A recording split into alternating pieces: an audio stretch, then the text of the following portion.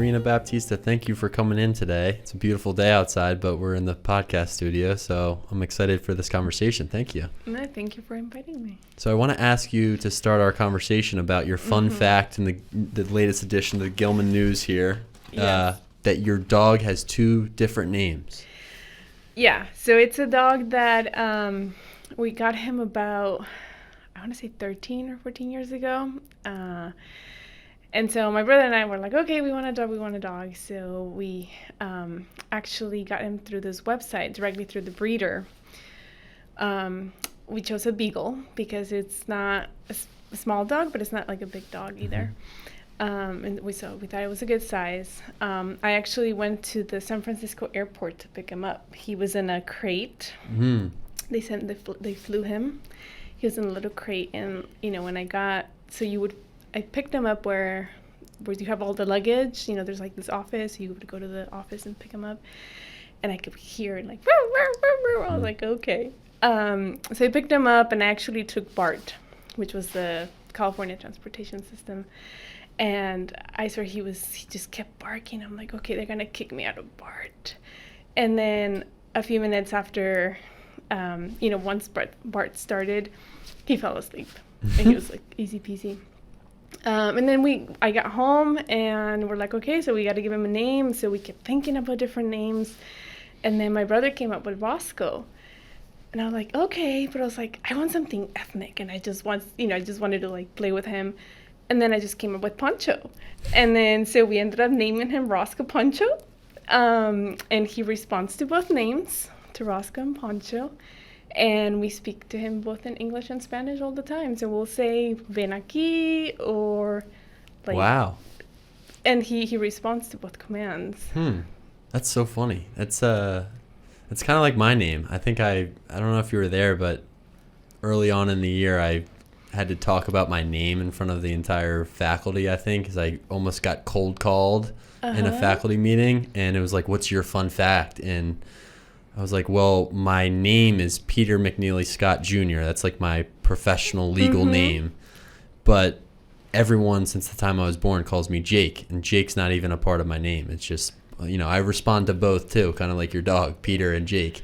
Although no one other than, legal documents refers to me as Peter.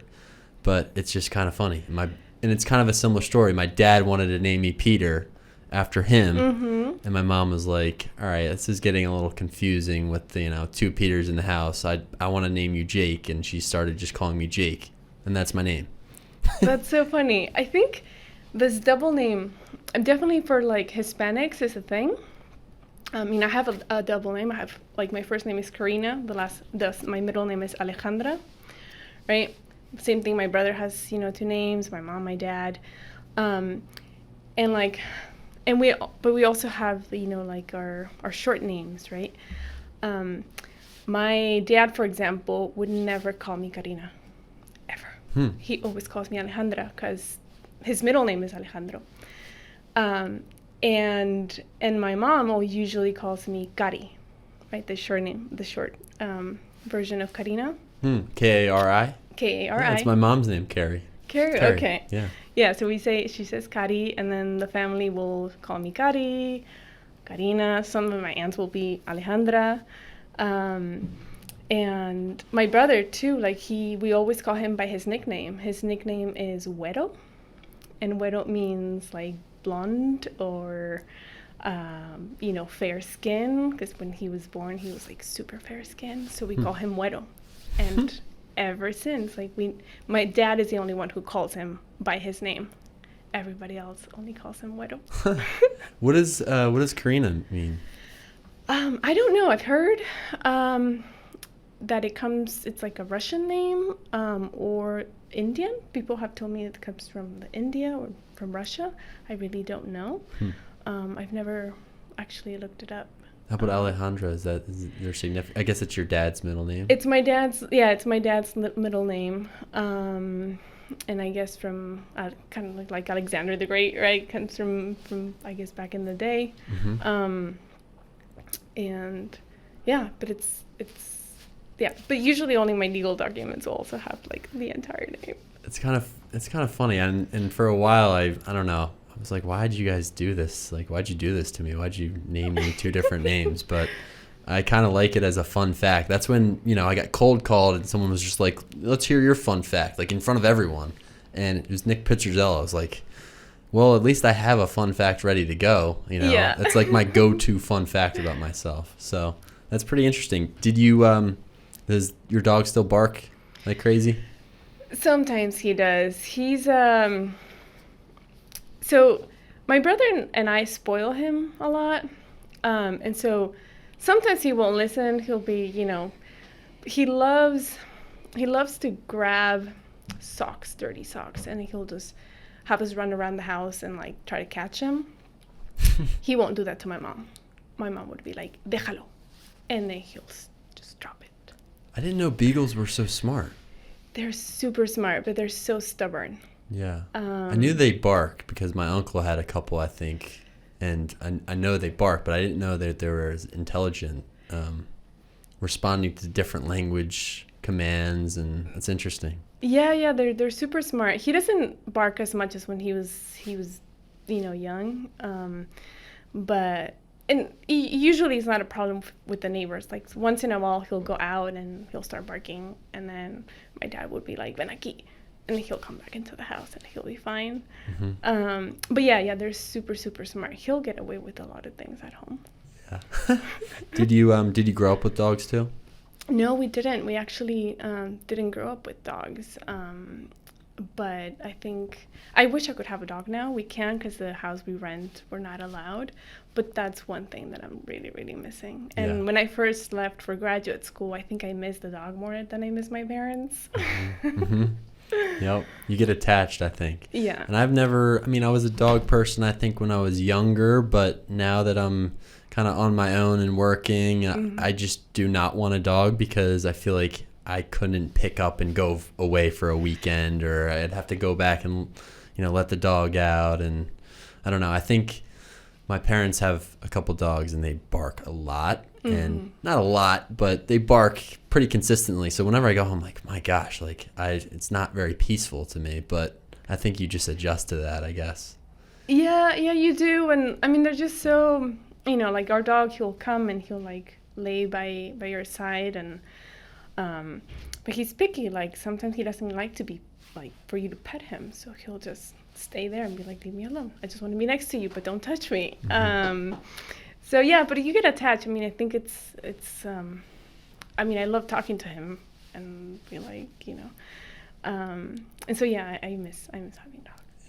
Yeah. What has it been like for you this year? I guess coming to Gilman you're coming from Charlottesville, right? Or are you coming from California?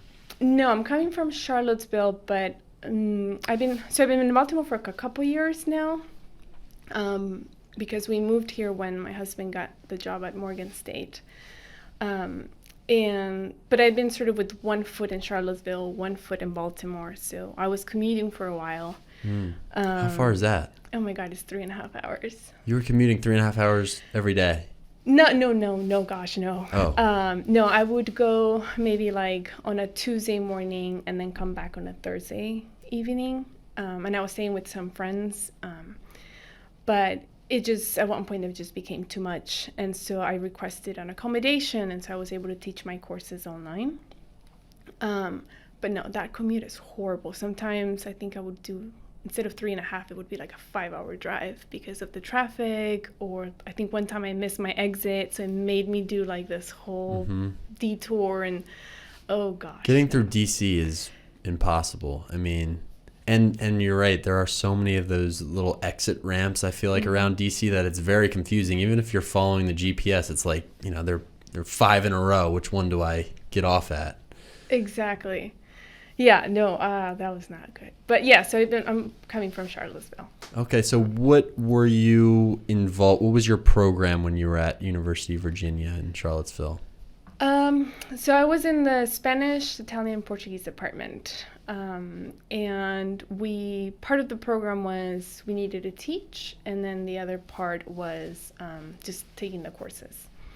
So taking the courses, then going through exams, dissertation, and then defense, and then you're out on your own. And how long is that program? So PhD program is about 5 years, 5 to 7, depending. It took me, okay, so it took me 6 years to finish at Virginia, but then I had started my graduate career earlier. And so what originally was a 5-year plan became a 10-year plan, I guess. So it's just, there was some detours in between, and so it ended up taking longer than I thought. All right, so what was maybe the content of, like, what were you studying there? What were you working on? So I was working on literature, and actually also to your question about what was the program like, I think since throughout the time I was at Virginia, the program changed a lot. So it was from a more traditional literary studies department to what's now more like the interdisciplinary cultural studies program. But I wanted to study literature. I mean, I think when I was an undergraduate, I knew I wanted to just keep reading and keep doing things. And so I decided to go to graduate school because I just liked to read, and I thought I could have stayed in school forever. And maybe I can because I'm a teacher now. So it's like the school setting. Yeah, me too. You're speaking my language. Been in school forever, but I like it, you know. I think that's one of the things about all teachers really is they like to learn, and you can find commonalities with teachers because you all have that curiosity component, and you enjoy the process of learning. Some people don't like that, but you can assume that most teachers do. It's like, why else would you be in school? Exactly. So what did you study as an undergrad? Was it literature? Yeah, so I was originally a biology major. And then I moved away from that because I loved biology, but I did not like chemistry, and I didn't like doing like the lab work. Like, I liked learning about everything else, but I didn't like that. So I thought, okay, this is probably not gonna be good. And so I switched to, but I always knew I wanted to like do something with my native language. So Spanish was always part of the equation. So I ended up majoring in Spanish and minoring in political science, which at St. Mary's College of California, they called it politics. So that was my minor. Where's St. Mary's College? It's maybe like 20 minutes from Berkeley. So it's in the Bay Area. Okay. And it's it's about 20 minutes, I think, east of Berkeley. And I was not a traditional undergraduate because I didn't live on campus. I commuted every day. So I drove an hour from home, to and from. So to school and from school every day. Wow. That's a lot of commuting. It was a lot of commuting, but I just couldn't afford to like live on campus. So I had to do something different. Man, when people talk about their commutes now, I feel so spoiled because I just moved onto campus here, and you know, it's like I roll out of bed and I'm pretty much in the classroom. It's crazy. So I've never really had that experience of having to get somewhere from. And before I lived like right down the street in the neighborhood, and it was probably 10-minute walk to school, but I've never had the experience of having to, you know, drive an hour or two to get to where I need to go. Yeah, I mean, I think California is just like that overall. I mean, you just have to drive everywhere. I mean, there's BART, but it's also a little bit limited, and BART is expensive, especially now. Yeah, I mean, when I was in Charlottesville, I was like 15 minutes away from the university, and right now I actually take the bus so that I don't have to drive down Northern Avenue because the traffic is just bad. Yeah. So do you miss California? I do. I miss it. I miss the weather. I miss, just the Bay Area is really neat, but I don't think I would go back. No. How come?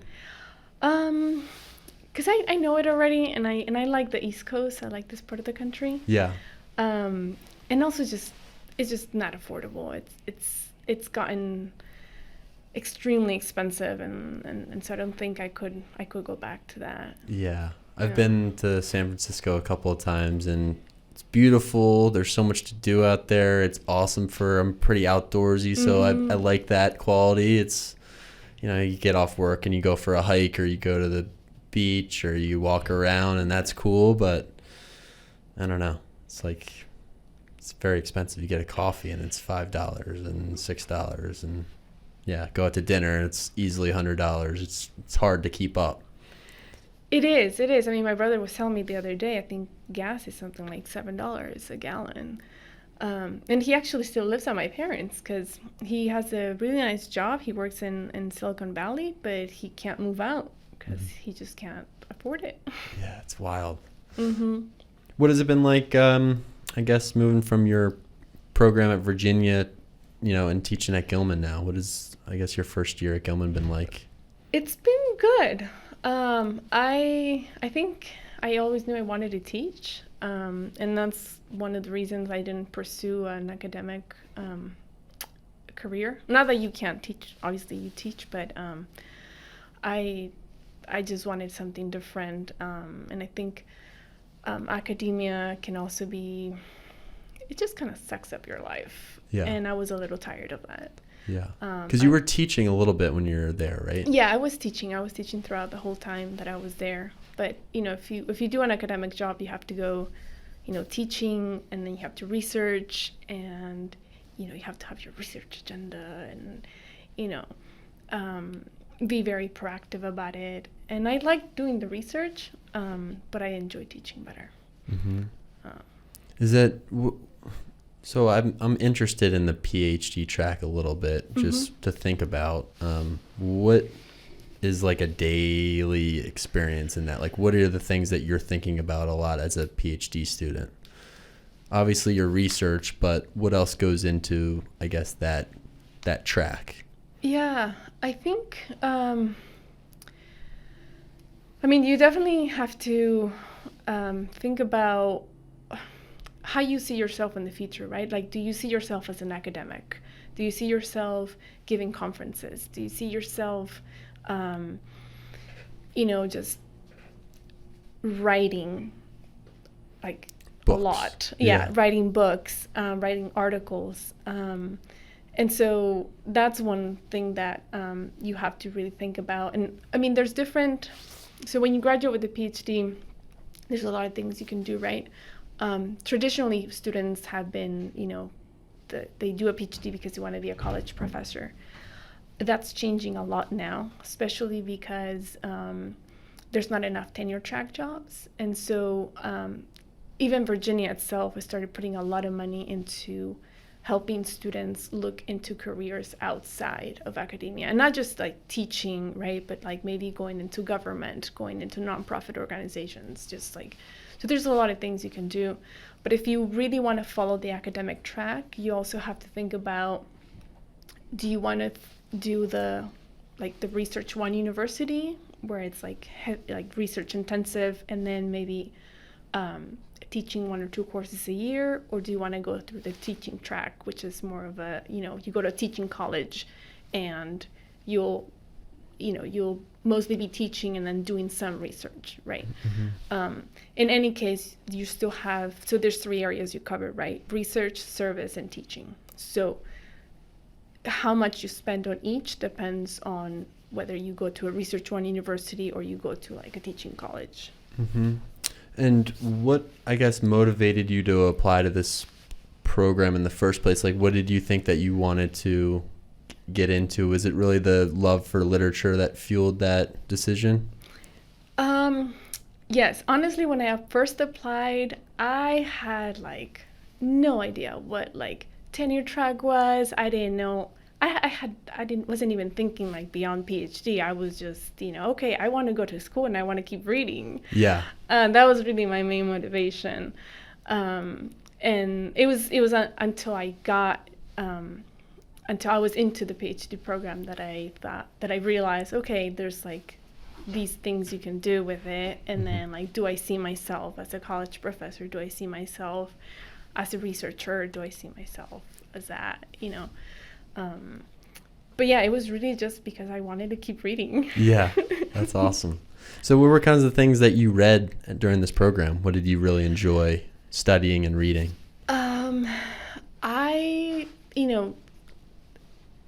I did a lot of like literary theory, that I enjoyed a lot.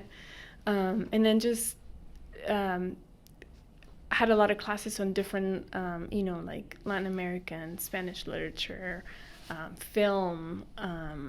So there was like that variety. You could also take courses outside of your department. But yeah, it was just like, I think just the range of exposure to things. I mean, now the field is changing a lot, and so you do more interdisciplinary things. So you can do, you can combine and do a dissertation about art and literature, or art and environmental humanities, right? So it's like, it's completely different. Mm-hmm. So it combines a lot of different elements of academia. What did you write your dissertation on? So my dissertation was on the idea of nemesis. Interesting. Yeah, so I'm forgetting the title of my dissertation now. Oh gosh. Nemesis, like arch nemesis? Kind of. So, the idea was planted while I was an undergrad. Okay. I was taking this course, Introduction to Literature, with a professor who became my mentor and who we are friends now. It's a pretty broad title for a course, Introduction to Literature. Yeah, it was Introduction to Literature but in the Spanish department, right? Got it. That's what they called it. And so, I was taking with this professor who now he's trying to publish his own manuscript, and I'm actually helping him edit the manuscript, which is crazy. Now I was his student like years ago, and then now I'm helping him out. But in any case, anyways, we were talking about some short story, and then he mentioned Nemesis. I was like, okay, what is this, right? And so I got really, really interested in it. And so I thought, okay, and then just sort of stayed in the back of my mind. And then I applied to graduate school. And then when the time came to, choose a dissertation topic and everything, I was like, okay, maybe I can keep exploring that idea from undergrad. And that's what I ended up doing. What is that idea, Nemesis? So it's, people think of it as karma, right? It's, in a way, it's kind of like a similar thing. But it's just the idea that somehow if you do bad in the world, you will, in a way, pay for it, right, at some point. But it comes, it goes back all the way to the Greeks, the goddess Nemesis. Nemesis is the goddess of retribution. And so what I did was actually my first chapter is really sort of tracing that idea across time and space. And then just some more just analytical chapters about different short stories and novels and a film. So yeah, that was the dissertation. Interesting. How did it become an idea about retribution to my arch nemesis is my enemy? Is it about revenge? I guess that's about revenge a little bit, that idea of my enemy is someone I want to get revenge on, or?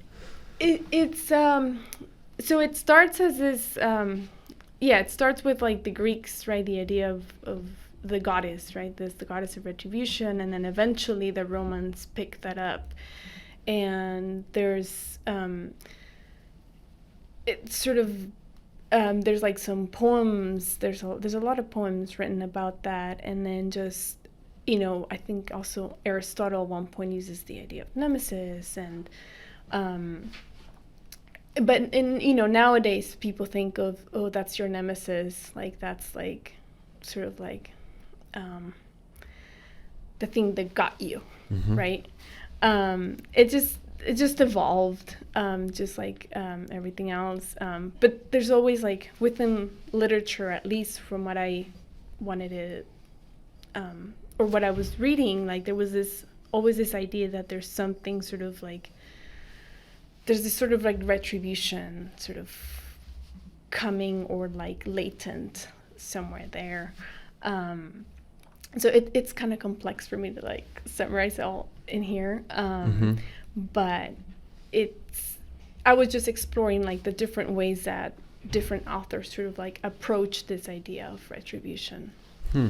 What stories, or you talked about poetry a little bit, but what stories did you primarily look at when you were exploring this idea? So that my dissertation was about, like, so I chose stories from the Dominican Republic, Mexico, and Argentina. Um, and so I think what I sort of traced on the dissertation was like how, like, from the more retributive, and then eventually it became a more like restorative justice, right? From tracing the idea of like retributive justice to more restorative justice. And so, for example, like my last chapter is on an Argentinian film about a woman who is raped, but doesn't seek out retribution, and she wants a more restorative justice to what happened. So it's a very, very interesting film. And so how that idea of retribution is more or less abandoned, even though there's this very heinous crime, right? And she herself, even though she's raped, doesn't want retribution for her rapist. So it's maybe less of an impulse than it is, I don't know. I used to teach the Scarlet Letter in American literature, and I'm kind of bummed that I'm not teaching it this year because it's one of my favorite books, but Scarlet Letter is a lot about that idea. If you've read Scarlet Letter, it's a story about a woman, Hester Prynne, who has a baby out of wedlock, and it's set in a Puritan community. So it's all about her, I guess, adulterer, this guy named Minister Dimsdale. He's like one of the higher ups in society. He's a clergyman, and he has the secret that he can't come forward with and, tell the community, because he's kind of the person who runs the show in the Puritan community.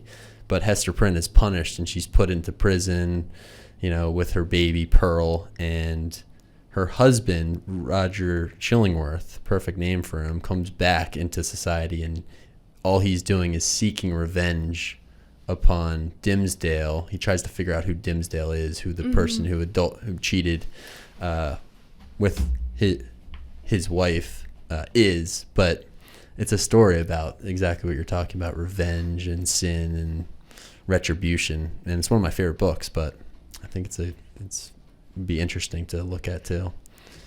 Yeah, and I think one of the things that I was very drawn to was how, like, maybe retribution, or like, doesn't have to come from somebody else. It could just be from like something that just sort of like happens, and that could be sort of like a way for you to so there's like different ways of retribution, I suppose. I mean, to me, when I was watching the film, I was like, well, she could be like the hand of Nemesis, the hand of justice, right? Like, she literally has the justice system on her side. She could just go ahead and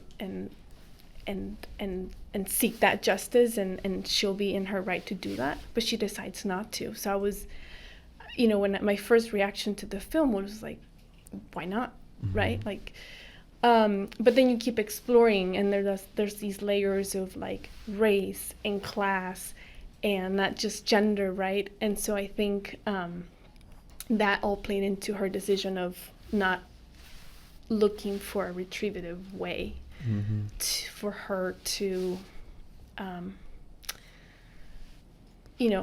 sort of settle the situation. It's almost like a burden, thinking about all of the hoops you have to jump through in order to get some retribution, maybe. Yeah, in a way. I mean, another one, another of the works I explored in the dissertation was this. It's like a poetic novel from the 1970s, from Argentina. It's based on it was a real historical event of Camila O'Gorman. She's a woman from the 19th century. She falls in love with a priest, and then they elope, right? And that's at the time of the Rosas dictatorship.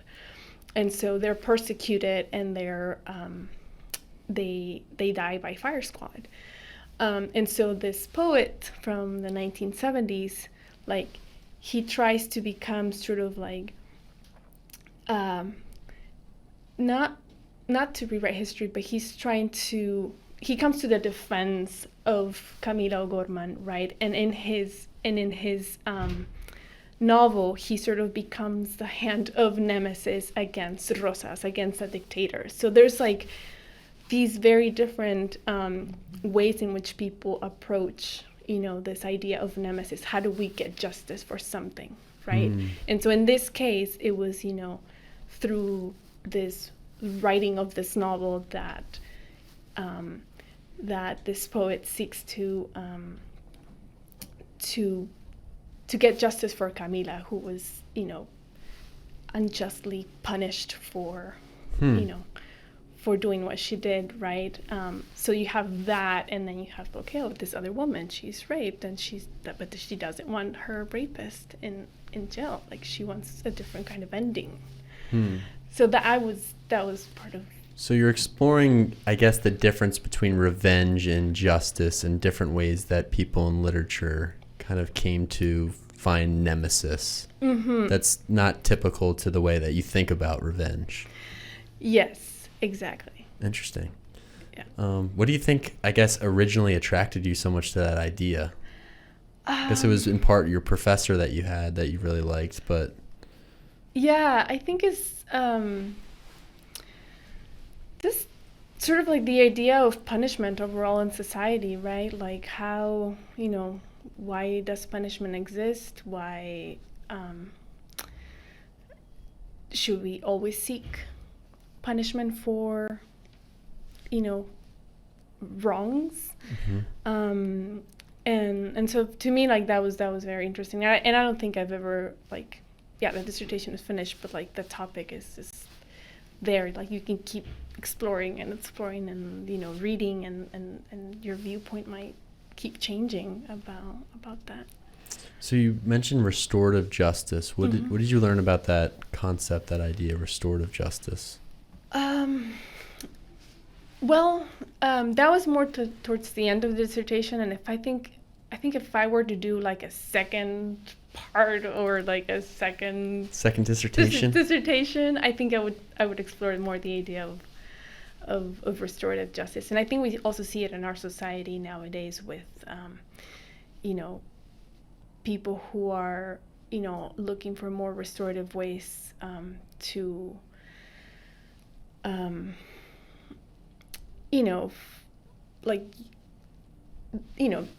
not that you shouldn't be accountable for a crime, but the simply just going to jail.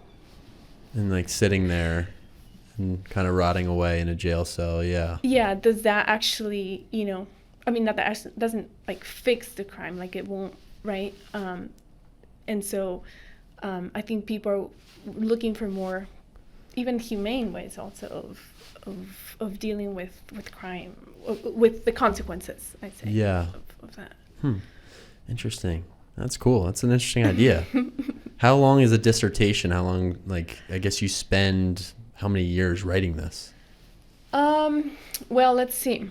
So once you pass your doctoral exams, you should spend maybe 2 years. Like, you have about 2 years. Some people take more time, maybe 3 years to finish the dissertation. But in theory, you should, once you finish your doctoral exams, you become what's called an ABD, all but dissertation. Yes. Yep.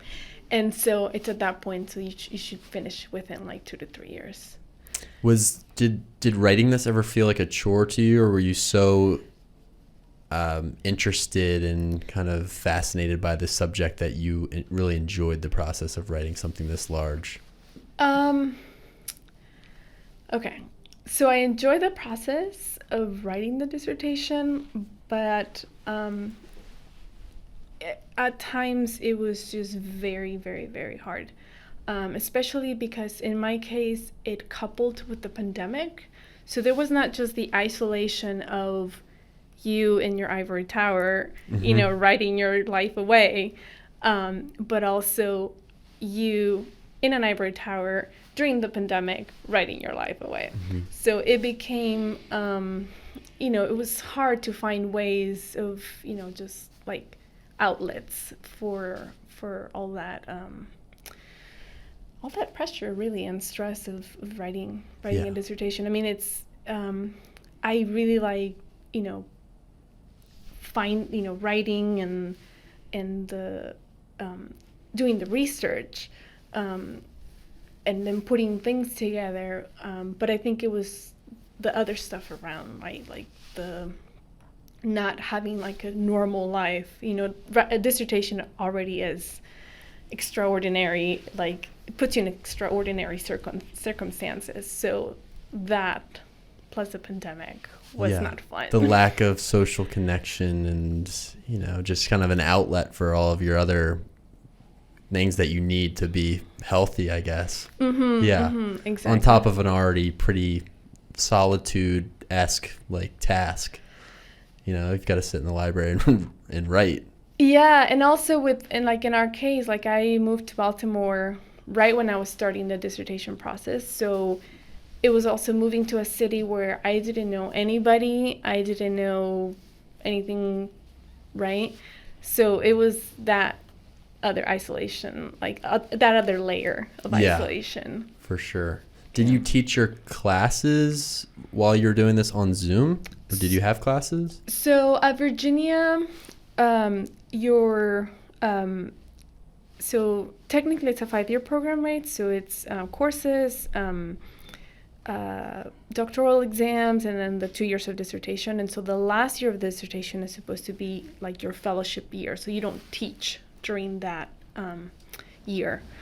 In my case, I had a request for an extra year. And so that last year I was teaching. And so that's when I was doing the commuting, but then I went, I requested that accommodation and I went online for my courses. What did you teach when you were in this program? What kind of classes?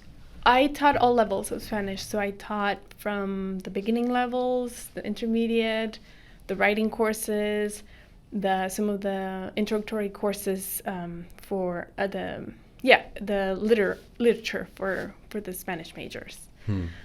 Those were really fun to teach, I have to say. That's great. Well, you told me a little bit about some of your travels this summer, because you got to travel a little bit, I guess, after the pandemic, which is nice. Where did you go again? You told me. So we went to Spain.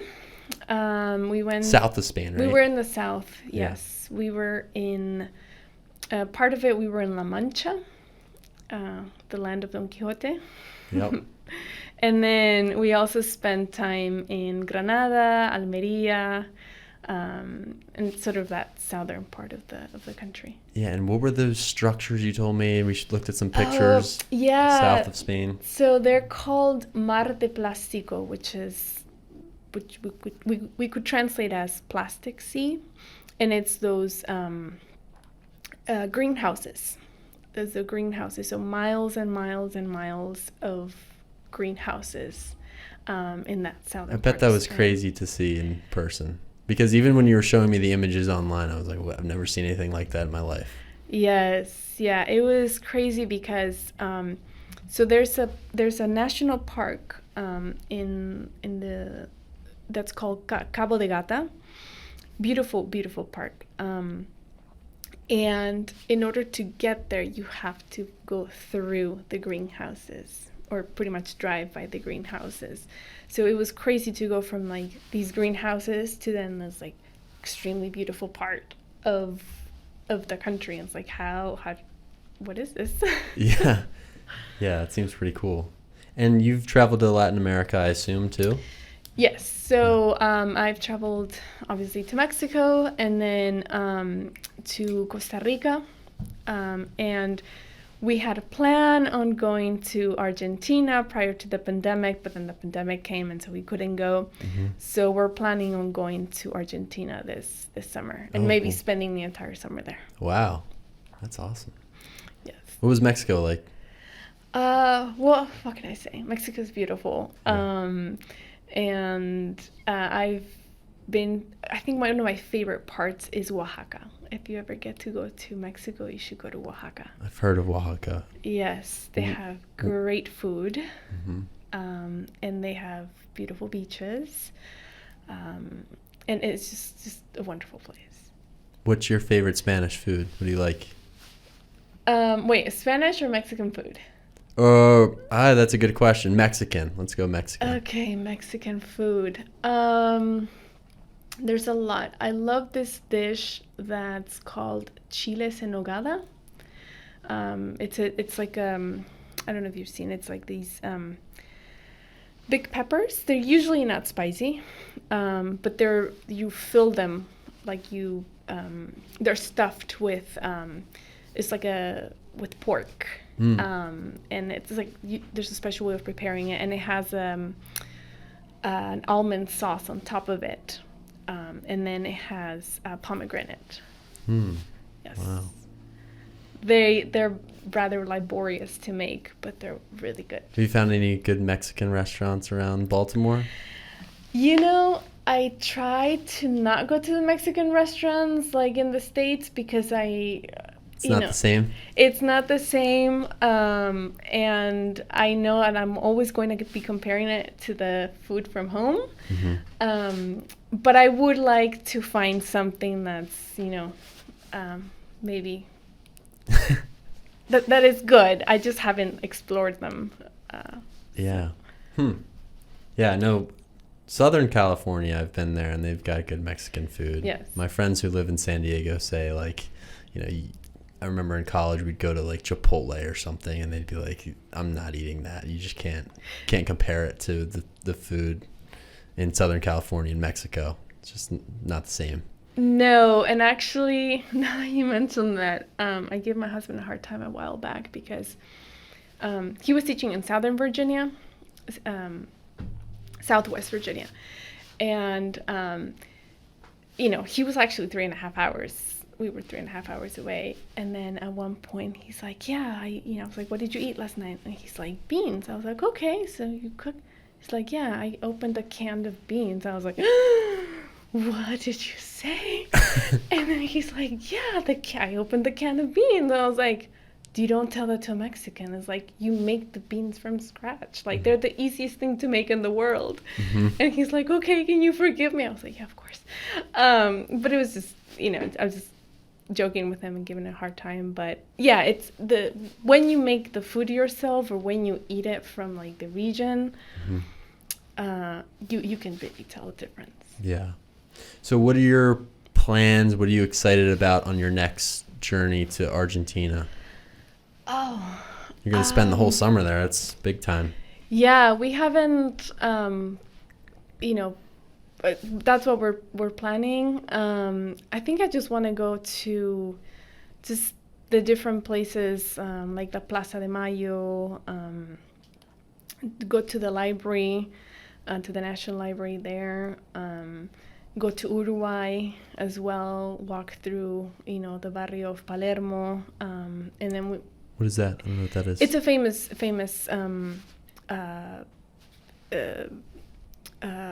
sort of neighborhood of Argentina, and we have a friend there who does theater. He's a playwright, and so I would like to see him and maybe go to see some of his plays. That's awesome. Yeah. Oh, that's exciting. That'll be good. Yes. Anywhere else on your I guess travel bucket list? In addition to Argentina? Yeah.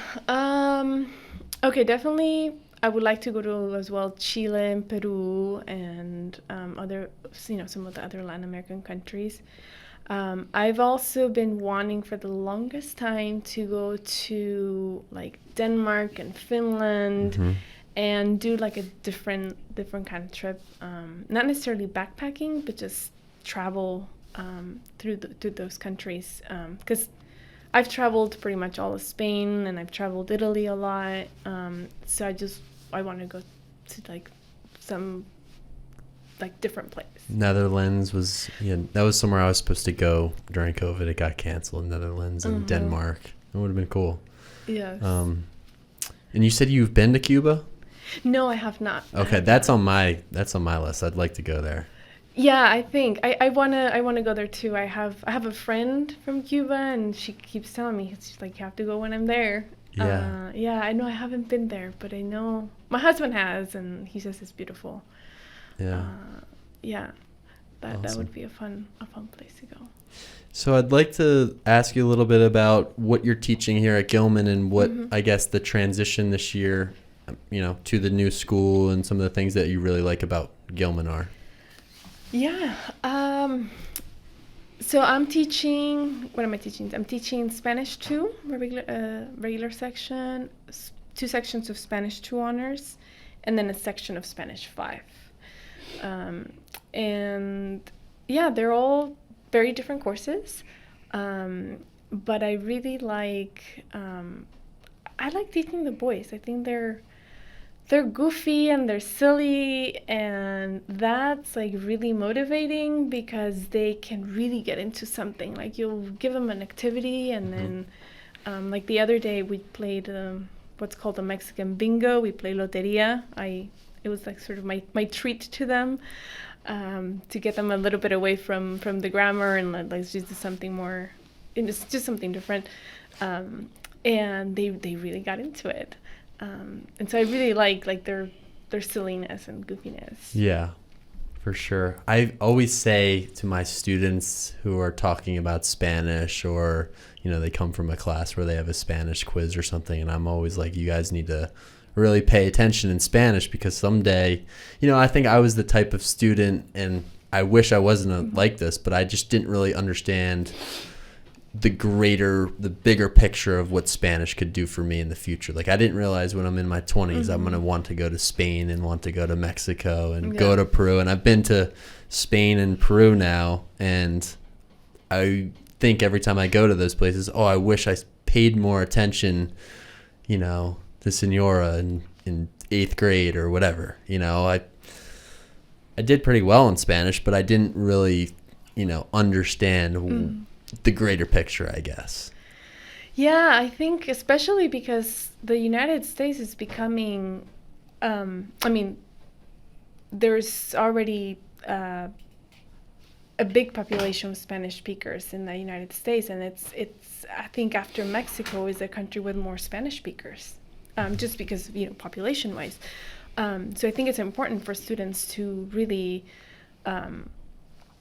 to really learn a second language, and hopefully my goal is to have them train them so that they can have just more spontaneous conversations with people. I think the way we teach has changed over the years, and I try to do a more communicative method so that they can just jump into a conversation with a Spanish speaker. Yeah, I think that's really all you need when you travel when you're a little bit older. Like, I went to Spain with one of my friends from college, and he's pretty good at Spanish. He hasn't used it, I guess, in a couple of years, so he said he was a little rusty, but like when he would talk to some of the waiters and people in the streets, it's like that's really all you need, so you can communicate and connect with some strangers in these countries and make some friends, when you go on your trips or you travel at all when you're older. I think that's important. It is important, and also, even if you just like to read, to be able to access something in the original language, it's very different. And it's rewarding also. It feels good that, I can read this in the language that it would, and it helps you really understand the culture better. When you have access to that language, right? Because culture and language go hand in hand. Is that Spanish 5? Is that a literature class? No, that's a culture and civilization. So we've been actually talking about the Day of the Dead. Oh, interesting. In the course, and sort of the history behind the Day of the Dead, and how it also, the different traditions around the Day of the Dead. I always thought that was an interesting holiday. Yeah, it is an interesting holiday. It's kind of similar to Halloween in parts, right? I mean, when you walk around at this time of year and you see on people's lawns like skeletons and tombstones. It has a similar feel, but it's maybe not as eerie as Halloween. It's more celebratory. It's more celebratory and more rooted in like ancient traditions, right? Because the Day of the Dead it's a syncretic holiday, right? Because the influence of the Catholic Church, but also it has like this indigenous roots, right? Of like honoring the dead. And so that's what I was talking with, my class over the last couple of days, and how, like there's these things that we called, so a calavera is a skull, and so people do like candies in the shape of skulls, so there's like this whole tradition, but there's also this literary tradition of like, they're called calaveras literarias, and so they're like, you can call them literary skulls. I guess that would be the more straightforward translation, but they're really like poems, and they where they talk about death, and then they talk about it in a sometimes even burlesque way, in a joyful way, and so it just, people engage with death differently, in for example in the Mexican tradition, right? That's so interesting to me, because I feel like in, I guess, American society and culture, it's people take whatever possible route to avoid talking or thinking about death and that kind of idea, and in other cultures it's primary and central and celebrated.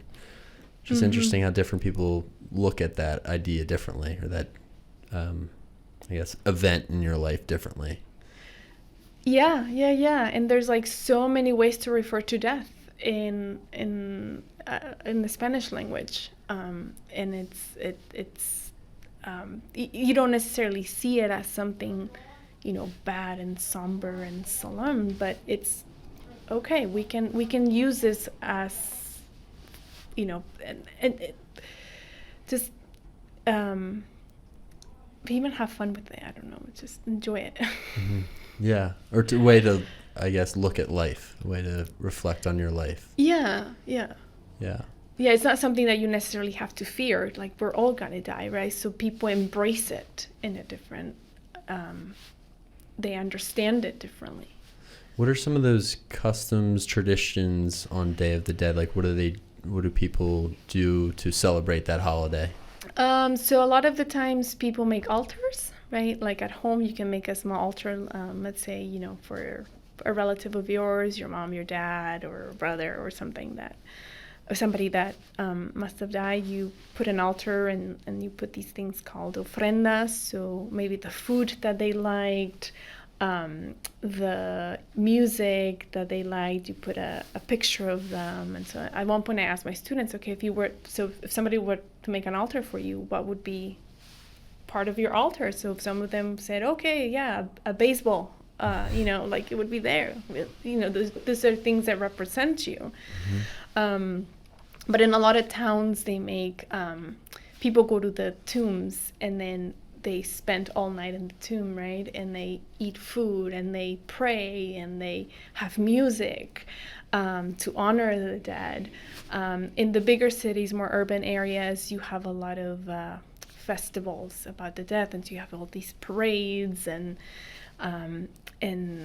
you make also, people bake pan de muerto, which is the bread for the dead, and you eat that, and it's sweet, and it's another way of connecting with those who have parted. What time of year is Day of the Dead? It's November 2nd. November 2nd. I wonder what it'd be like it's interesting it's near Halloween too, but I wonder what it'd be like to be in Mexico during that holiday.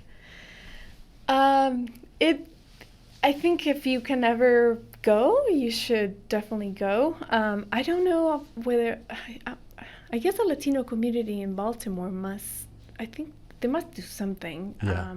I'm not as connected yet with the community here, because I'm still fairly new. But I'm pretty sure that there's there's got to be something Right. that people are preparing and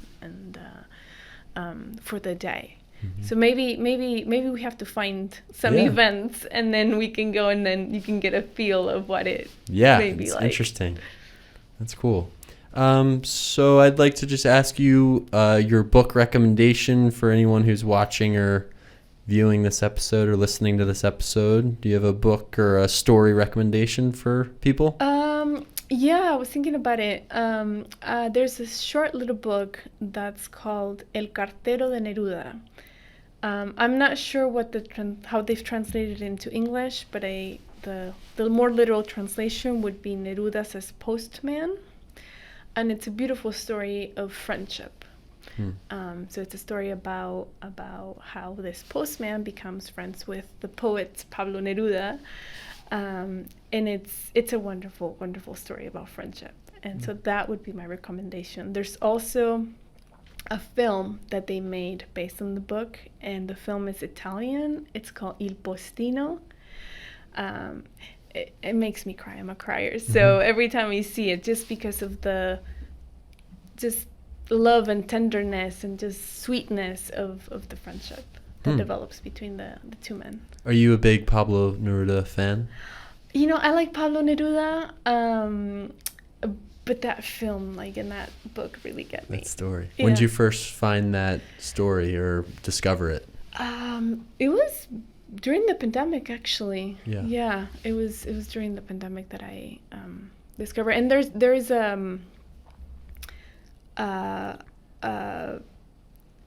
like the I think the book is from the 90s, if I'm not mistaken. But they recently, not too long ago, they came out with like the graphic novel version of it, and just has some drawings of it.